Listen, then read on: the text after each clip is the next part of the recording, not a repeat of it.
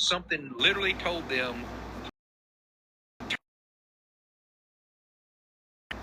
Hey, it's good, everybody. Shouldn't be tripping. I did not actually do all that, but anyway, it's good, everybody. It is, I guess it's Tuesday morning now. It's looking like it's like 1:18 in the morning. However you want to consider it, Tuesday morning, Monday night, whatever. We here, and please don't mind how shiny my face is, how shiny my hair and shit is. I just got out the shower, just washed and conditioned my hair, and put all this rosemary oil and coconut oil and all this different stuff in it and whatnot. So it might be dripping, but yeah, we here. After I'm done talking about what I came here to talk about tonight, I'm going to bed, and yeah. So yeah, hopefully everybody had a good day. Listen. I came here to talk about the season finale of House of the Dragon. House of the Dragon is literally my absolute favorite show. Next to Game of Thrones, of course, it's a spinoff from Game of Thrones. But the season finale last night, I actually watched it today because I had to work last night. So I didn't get a chance to watch it last night. But I did watch it tonight. And I must say, I am not disappointed at all. This is, I feel like, based off of what they gave us with messing up the whole season of Game of Thrones, the last season with what they did with that, they're making up for it with what they were doing with House of the Dragon. Now, first and foremost, before I even get into the episode, get Rhaenyra off the throne. Please, we have to get Rhaenyra off the throne. She is a huge contributor. I don't care if the throne was supposed to be hers from the beginning. I don't care if her father named her heir.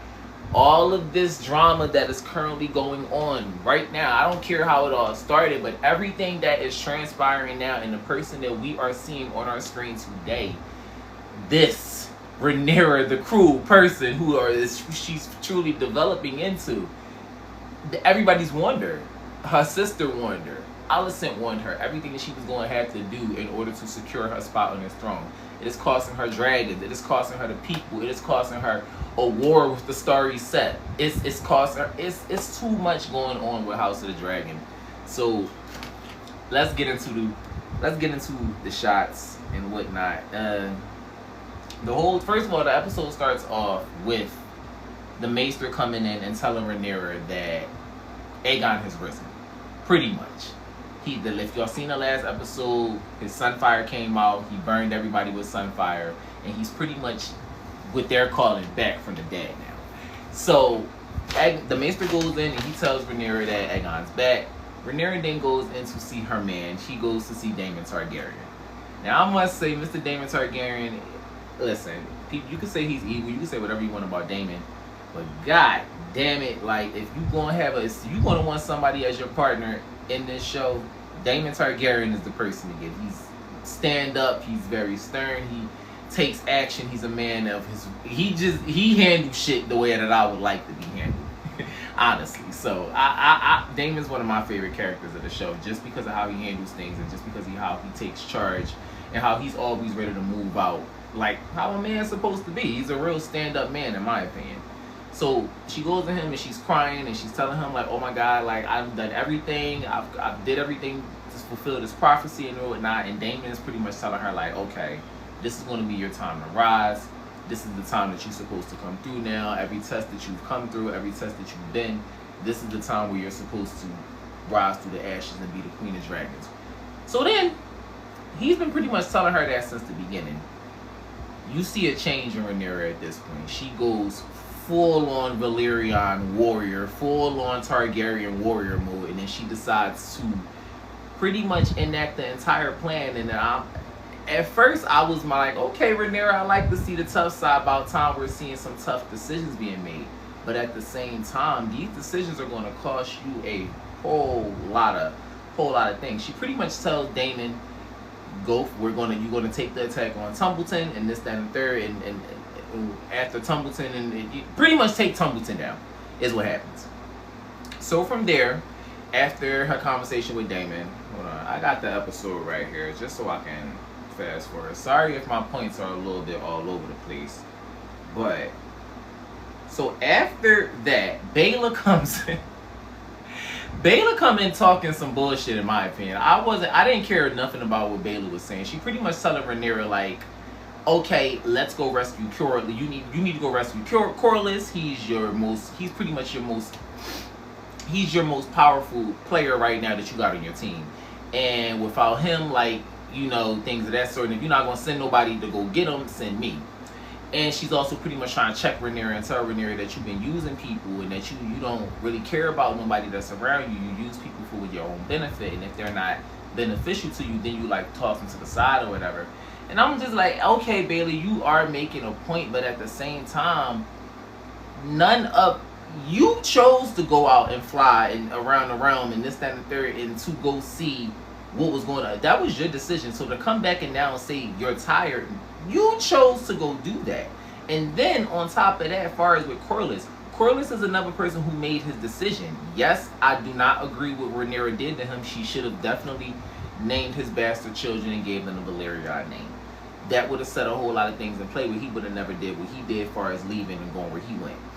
But again, he made that choice. He made the decision to go out wherever he went and got himself captured by the team, by the High Towers. So, and at the same time, like Rhaenyra said to Baylor, you've been flying around and ain't giving me no valuable information. Your work has not been, it hasn't come to anything. It hasn't come to no fruition. Like, what have you given me that's coming to work? We're fighting a war right now.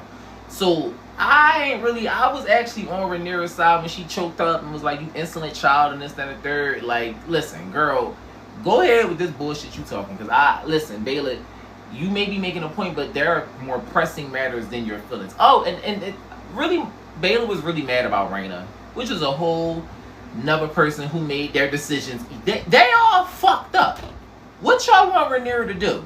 Rhaenyra, in my opinion, has been trying her best to be, with the situation that she has been trying her best to be as kind as she has wanted to be. She's trying her best to try to execute things in the most fair manner as that she can be with the position that she's held. Y'all have pushed her back into a corner, to a place where like she ain't got no choice but to be brutal and but to be cruel. Well, I don't think necessarily cruel, but to be a little bit more brutal than what she has been being. So Baylor can go here with the bullshit that she was talking. I actually was happy to see Rhaenyra choke up and tell her, like, little girl, go ahead somewhere with that. So then, after Baylor, we then get into Corlys' son. Yeah, his bastard son, Alan. His people come from Driftmark, and they telling him, like, okay, well, we're here to go rescue Corlys, to go rescue our lord. He tells them that y'all here to protect the city. That's what Rhaenyra needs y'all to do. They have a little back and forth because they're like, well, who are you to be telling us what to do? We need to go rescue our lord. If we don't go get him, he's going to die. And he's like, well, I'm pretty much his heir. I'm his next successor, and I will be your new lord after he's gone, pretty much.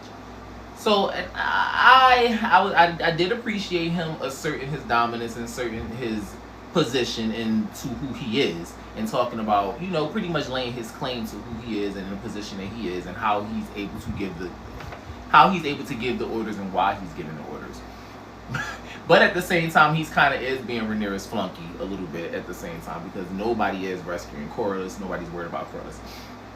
So then, after that, we get into... Okay, after that, they go over the Tumbleton a little bit, and they tell her. Okay, so after that, we get into Ormond Hightower. We cross over to the Greens now. We go see Ormond Hightower, and they're preparing for the war or whatever. He knights Daeron, which is pretty much Alicent's last child. We all know the new Targaryen boy, the new boy king that they're trying to make the king. But he makes him a knight, calls him Sir Daeron the Daring. That's how he gets the name Daeron the Daring, I guess. Then after that, we go into Off. He's over here pretty much off the wild as one of the dragon riders. One of the dragon seeds. He's a drunk one. He's one that I don't really care for.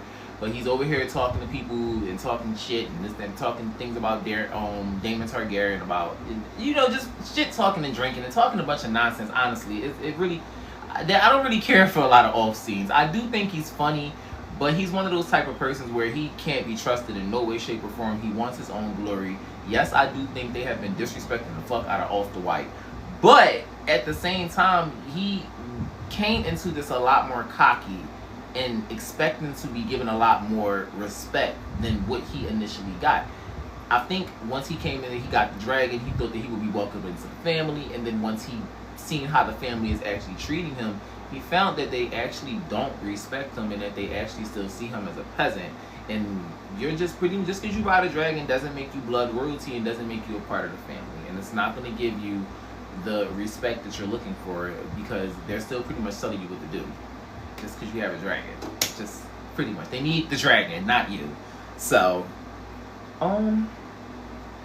after that, we get into Rhaenyra. Okay, so one of her servants come in and tells Rhaenyra that her sister's pretty much not eating. Queen Helaena, she's not eating her food. She's pretty much depressed and she's not eating.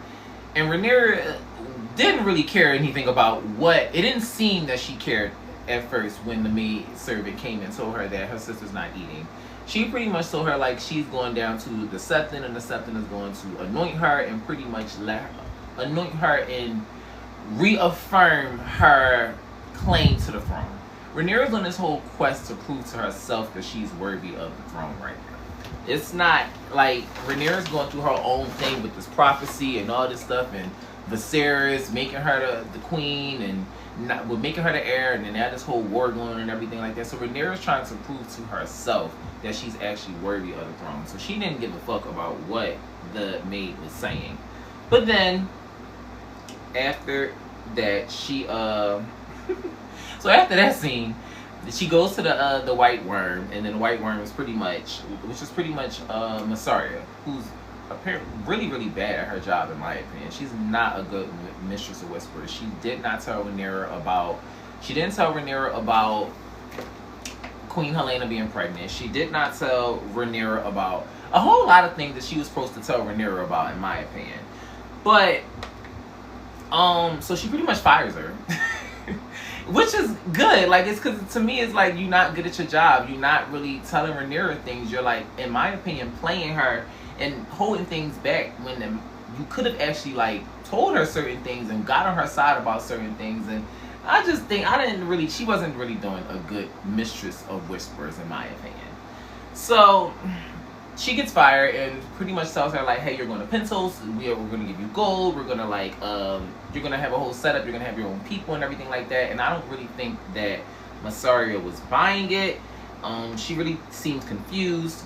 And after that, so then we go into Helaena. So yeah, my fault, guys. Listen, I'm a little all over the place with trying to get, because it's like I didn't really. Next time I do one of these breakdowns of the episodes, I'll probably come back with a bit more organization.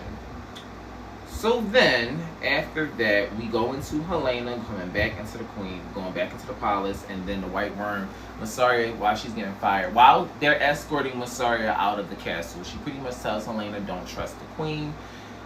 She tells Helaena that Aegon has risen, and that Aegon's dragon has risen, and that he survives, and that he'll be back on the throne, and that your unborn child isn't safe. Helaena is just sitting there quiet. Helena's, depressed right now. She's trying to figure out what she wants to do, and she's going through her own psychological battles and things like that. So then we go over into Aemon, who's over here at Harrenhal. So Aemon, he's been over here with Alice Rivers. Alice Rivers is pretty much the witch of Harrenhal. She's been giving him all these different visions and things like that. When he's in his own little psychological battles with the visions that she's giving him. And then he wakes up and he starts to walk around and he hears a dragon screeching. And at first, when I first watched the episode, I thought it was Vhagar. I thought it was his dragon. So then, come to find out it's not his dragon, it was actually Aegon. Aegon came flying in Harrenhal on his dragon, Sunfire. I didn't know how, I didn't think his dragon was still going to be able to fly. His dragon, if y'all last seen in the last episode, was beat up. Looks deformed, the wings half bitten off and everything like that. And so he flies in the Harrenhal and he pretty much pulls up the Harrenhal and he hops off his dragon. He walks up to his brother. I didn't know what the back and forth was going to be like, but he walks up to Aemon, slaps the shit out of him. And honestly, the scene, I actually enjoyed the scene. because Aegon really wasn't. He was mad at him, but it was more of a like, motherfucker, I need your help actually. And so before I sit here and try to take you off the, try to kill you or whatever, I need you and I need your dragon. And instead of me going at you, me and you, we're gonna go over here to our little brother and we're gonna get him, and then we're gonna all go take the throne against Rhaenyra. I actually was feeling the plot. Like the scene was actually a more brotherly scene than it actually. It was a more brotherly scene than I actually expected to see. It felt like a family reunion type of thing. Hold on, let me get some water. My mouth is dry as hell.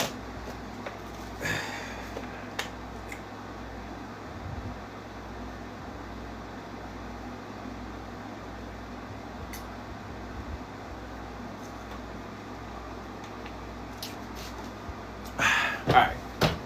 Much better. So after pretty much the scene right there with Aegon and them, with Aegon and Aemon. Oh yeah, I skipped a little part. Alice and Aemon had their whole little breakdown. Alice told Aemon a little bit about her past. Was telling her how she used to be the queen of the old Harrenhal, and how she lost her baby when the last dragon came, when Balerion came and burned down Harrenhal. She saved her baby. She tried pretty much a bunch of different magic tricks to bring the baby back to life, and then come to find out the baby wasn't. The magic could not do what dragon's fire did to the baby. Pretty much is what she said, and then that left her with a curse there to pretty much be a servant to all of the next kings of the Harrenhal. And that's pretty much what she is right now. So then that was another part of the whole Aemon and Harrenhal scene there. So then we go in there to this what is her name? Rhaenyra. Rhaenyra goes to see her sister, and then Rhaenyra is pretty much telling her sister, you have to eat. And then Helaena tells her, like, listen, this place is ugly, you're ugly, I don't like it here, our father would hate us for you confining me into this and putting us all against each other. And then, honestly, I think Rhaenyra was trying to be as kind as she could be. I just don't think she understands her. And also she's in this position where she's in a war against them at the same time. And she also wants information out of her. So I've seen a lot of things online where it was like, oh, Rhaenyra didn't give a fuck about Helaena, this, that, and the third. I don't necessarily see it that way. It seemed like she was trying to be as kind as she could. But then once Helaena wasn't giving her anything to go off of, that's when she pretty much turned and was like, alright, feed her. So, make a long story short with that was their scene. She ended up force feeding her, and I had to fast forward that scene because she made her knights, like, lay her down and force the soup down her mouth. And I was like, I'm not watching this shit. That's, like, a little bit too much torture that's too much torture for my own liking that I can withstand from. But that was the most cruel thing in my opinion. I don't think she was like too bad to her up until that point. The like waterboarding her with the soup and force feeding the soup down her mouth was cruel. I didn't like that part. But other than that, I do think Rhaenyra was trying to be as kind as she could be with the situation she was given, and that's Helaena. Helaena did not open up to her. She didn't trust her. She didn't even try. So that's what we got. So then we go over here to Rhaenyra going down to the Septon, and then okay, it's a whole lot of things. I'm gonna just go through the main points. Rhaenyra went to the Septon, and then she went down there to the Sept to try to like get herself anointed. The Sept didn't want to anoint her. She pretty much had she had people slay the Sept and this, that, and the third. So, okay.